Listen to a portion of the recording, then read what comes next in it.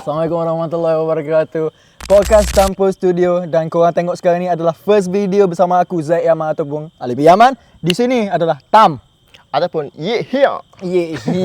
Tanpa membuang masa tu. Kita pergi kepada topik yang pertama. Podcast Tanpa Studio, tak tapi tak jaga.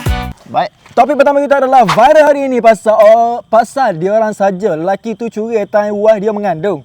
Yang penyondoh tu pula tahu lelaki ni tengah mengandung tapi saja cabar diri. Baca molek. Baca molek. Apa pandanganmu pasal penyondoh tu? Aku rasa dia jenis yang lapar kasih sayang mula-mula. Setuju? Sebabnya ramai ke jatuh single. Kita single. Buat apa tak pilih kita? Salah satu aku kaya. Apa tak pilih aku? Tak tahu. Kahwin pun berduit. Aku berduit, ada rupa semua aku.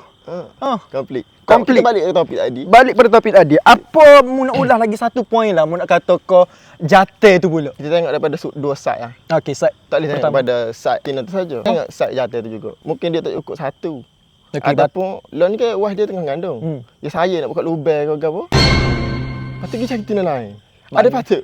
Maknanya lelaki tu adalah lelaki batok. Dia tak boleh tunggu Tina ya. Mungkin aku suruh. Selesaikan ngandung semua tu. Patai ke apa semua tu. Itulah bangun semua jatuh Tina ni. Memang Kalau cari anjay. macam aku baik je. Wow. Wow. Boleh pilih aku. Claim diri sendiri. Tapi tak apa. Siapa lagi nak claim? Tu, tapi tak apa. Saya tengok mana tengok first video kita hari ni. Jangan lupa follow, like, comment, share. Semualah. Okay, bye-bye. So, Pedih ke tu? pedih oh. The black backdrop. Podcast Tanpa Studio, tak tapi tak jaga.